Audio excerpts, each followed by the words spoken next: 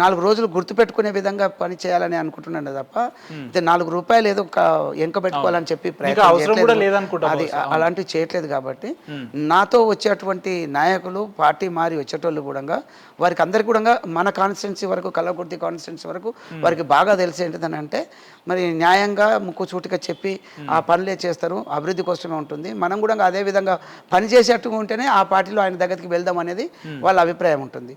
కాబట్టి డెఫినెట్గా అక్కడ 100% మామూలుగా 1% కాదు, 100% అలాంటి వాళ్ళు మాత్రమే ఇక్కడికి వస్తారు. నాతో కలిసి పనిచేస్తే నేను వాళ్ళందరికీ నాతో కలిసి పనిచేస్తామని చెప్పేసి వచ్చేవాళ్ళు నా అభిప్రాయాలకు అనుగుణంగా, ప్రజల అభిప్రాయానికి అనుగుణంగా పనిచేసే వాళ్ళు వస్తే ఎప్పుడు వెల్కమ్ చెప్తాను. పెద్ద నష్టమేం లేదు. రైట్ సార్, మీకు సమయం అయిపోతుంది, ఎక్కువ ఇబ్బంది. చివరిగా ఒక ప్రశ్న, మీరు ఇంత తక్కువ సమయంలో పార్టీ ఏదైనా వేదికలు ఏదైనా కూడా కసిరెడ్డి అనే మన స్థానిక బిడ్డ ప్రజా సమస్యల మీద కొట్లాడతాడని మీ నియోజకవర్గ ప్రజలు మిమ్మల్ని నమ్మి అత్యంత తక్కువ సమయంలో మిమ్మల్ని ఎమ్మెల్యే స్థానంలో కూర్చోబెట్టారు. మీ స్థానిక నియోజకవర్గ ప్రజలకు మీరు ఏం చెప్పదలుచుకున్నారు సార్? స్థానిక ప్రజలకు, కల్లకుర్తి ప్రజానికానికి, నన్ను నమ్మి ఓట్లు ఇచ్చినటువంటి ప్రతి ఒక్కరికి కూడా నేను చెప్పగలిసింది ఒకటే. ఓకే, ఏదైతే నేను ఊరూరు తిరిగేసి గ్రామాలలో తిరిగి చెప్పినానో నాకు ఓట్లు వేయండి నేను ఈ పని చేస్తానని, ఆ పనులు మళ్ళీ మీకు కూడా తెలియాలి కాబట్టి చెప్తా ఉన్నాను. ఒకటి, ఏ గ్రామానికి వెళ్ళినా కూడా మురికి కాలువలు, అదేవిధంగా డ్రైనేజ్ వ్యవస్థ అస్తవ్యస్తంగా ఉంది. అదేవిధంగా మట్టి రోడ్లు ఉన్నాయి సార్. ఏ గ్రామాలకు వెళ్ళినా కూడా మ్యాక్సిమం అవి కొన్ని మాత్రమే చేసినాం. అందుకు గాను అక్కడ రోడ్లు వేయించడం, గ్రామాలలో రోడ్లు వేయించడం.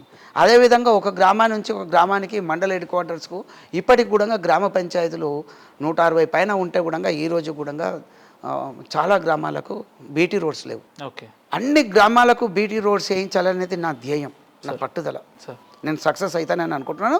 ఇప్పటికే కొన్ని చేశాం కాబట్టి అది చేసి తీరుతాం. అదేవిధంగా ఇక్కడ విద్యా వ్యవస్థ అస్తవ్యస్తంగా ఉంది. ఓకే, ఇక్కడ మన 4 మండలాలకు కల్పించేసేసి ఒక కూడలి ఆమన్గల్ ఉంటుంది.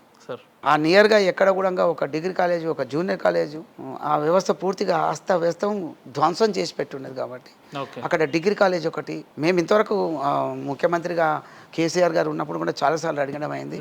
వారు అది పట్టించుకోకుండా చేస్తున్నామని చెప్పిపోయినారు. ఇప్పుడు మా బాధ్యత, నేను కూడా చెప్పినాను తిరిగి ప్రతి గ్రామాలలో ఇక్కడ డిగ్రీ కాలేజు, జూనియర్ కాలేజీకి బిల్డింగు, అదేవిధంగా ఒక పాలిటెక్నిక్ కాలేజు, ఇవన్నీ కూడా అక్కడ పెట్టాల్సిన అవసరం ఉంది. అదేవిధంగా ఎక్కడ లేని విధంగా నేను ఈరోజు కామెంట్ చేస్తున్నంటే న్యాయంగా ఉంటేనే మనం మాట్లాడుతున్నాను. ఇప్పుడు పక్క కాన్స్టిట్యున్సీలలో హాస్పిటల్స్ ఉన్నాయి, కొన్ని కట్టించినారు వాళ్ళు. నేను దాని మీద కామెంట్ చేయదలుచుకోలేదు, చేసినామని చెప్తాను. కానీ కల్లకుర్తిలో మాత్రం అస్తవ్యస్తంగా 30 పడకల హాస్పిటల్ ఉంటే ఆమన్గల్లో దాన్ని 10 పడకలకు చేశారు. ఎవరికి చెప్పుకుంటారు? ఈ మహానుభావుడే అక్కడ ఉన్నటువంటి ఆయననే పట్టించుకోక అయిందని మేము అనుకుంటాం. ఓకే, పట్టించుకుంటే అయ్యేది కాదు కదా.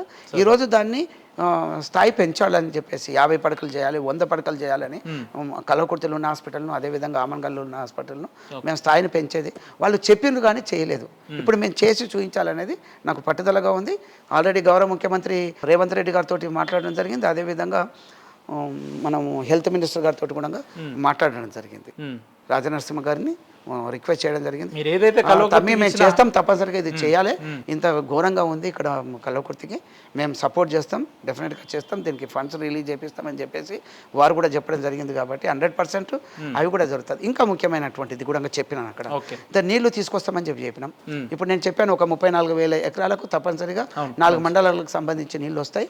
ఇంకా కొంత లేట్ అయినా కూడా ఇక్కడ వెల్దండ కొంత పాటు, అదేవిధంగా తలకొండపల్లి పూర్తిగా, కడ్తాల్ మండలం పూర్తిగా, ఆమన్గల్లు మేజర్ పార్ట్, ఆమన్గల్లు తర్వాత మాడుగుల మండలాలకు నీళ్ళ ప్రొవిజన్ లేదు. పాలమూరు రంగారెడ్డి ఎత్తిపోతల పథకం కంప్లీట్ అయితే తప్ప నీళ్లు రావడానికి ఛాన్స్ లేదు. కాబట్టి గౌరవ ముఖ్యమంత్రి గారు కూడా అదే స్టాండ్ మీద ఉన్నాడు, దీన్ని కంప్లీట్ చేయాలనే దాని మీద వారు ఏదైనా కూడా చేయాలని విజన్ ఉంది. కాబట్టి వారి ఆధ్వర్యంలో అది కూడా చేస్తామని చెప్పేసి నమ్మకం ఉంది.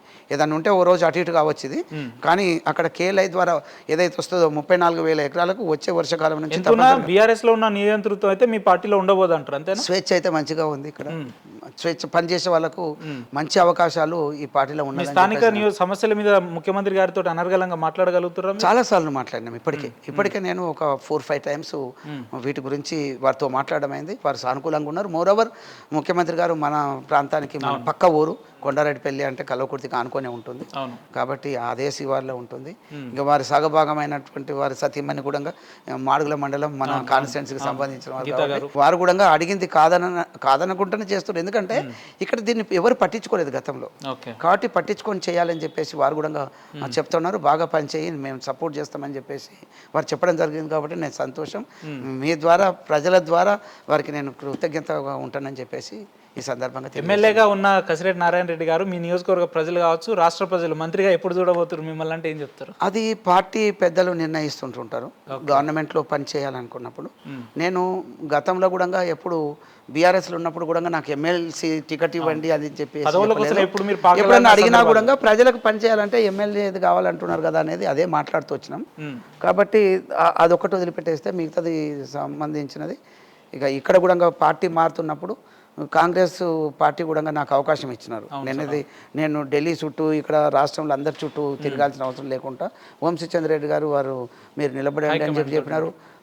ఇప్పుడు ముఖ్యమంత్రి ఆ రోజు పిసిసి ప్రెసిడెంట్ వారు కూడా మీకు అవకాశం ఉంటుంది నిలబడండి అంటే నేను నిలబడ్డాను. ప్రజలు కూడా గెలిపించారు, వాళ్ళు కూడా సపోర్ట్ చేసినారు, నాయకులు సపోర్ట్ చేసినారు, ప్రజలు గెలిపించారు. కాబట్టి 100% నేను పనిచేస్తాను. వ్యక్తిగతంగా లేదా సార్ ఇంకా బాధ్యతలు వస్తే చేయడానికి ఇంకా నేను చేయాలనే ఒక ఇస్తే 100% చేస్తాం. ఆమె సీనియర్. ఇప్పుడు ఒక విషయానికి వస్తే ఇప్పుడు 2 సార్లు ఎమ్మెల్సీగా చేసిన, కొంత పనులు చేసిన, ఒక కళాకృతికే కాదు ఉమ్మడి మామనార్ కూడా అక్కడక్కడ చిన్న పనులు చేసిన, పెద్దవి చేయలేకపోయారు. తర్వాత ఇప్పుడు మళ్ళీ ఎమ్మెల్యేగా కూడా వచ్చిన. జూపల్లి కృష్ణారావు గారు 6వ సారి ఎమ్మెల్యే అయినరు. ఆయన 3 సార్లు మంత్రిగా కూడా చేసిండ్రు. కాబట్టి is a senior most person. 14 కాన్స్టిట్యున్సీలలో ఆయన సీనియర్. ఇక 12 మంది ఇక్కడ ఎమ్మెల్యేలు గెలిచినాము. అందట్లో ఇప్పుడు వారి తర్వాత నేనే సీనియర్. ఎందుకంటే 2 సార్లు ఎమ్మెల్సీగా ఒకసారి ఎమ్మెల్యేగా నేను సీనియర్ ఉన్నాను. కాబట్టి 100%. కాబట్టి నేనే సెకండ్ సీనియర్. నాకు అవకాశం ఇస్తే ఇంకా రాష్ట్ర వ్యాప్తంగా చేయడానికి ఛాన్స్ ఉంటుంది. అది వారి అభిప్రాయం. త్వరలో కల్వకుర్తి ప్రజలు గుడ్ న్యూస్ వినబోతున్నారు అన్నట్ట. అది నేను చెప్పాను కదా, హైకమాండ్ చేయాల్సినటువంటి పని. కాబట్టి నేనుగా ఇది నాకు ఖచ్చితంగా కావాలని చెప్పేసి ఏ రోజు అడిగిన సందర్భం లేదు, అడగాల్సిన అవసరం లేదు. నన్ను గుర్తించి ఇస్తే సంతోషపడతాను.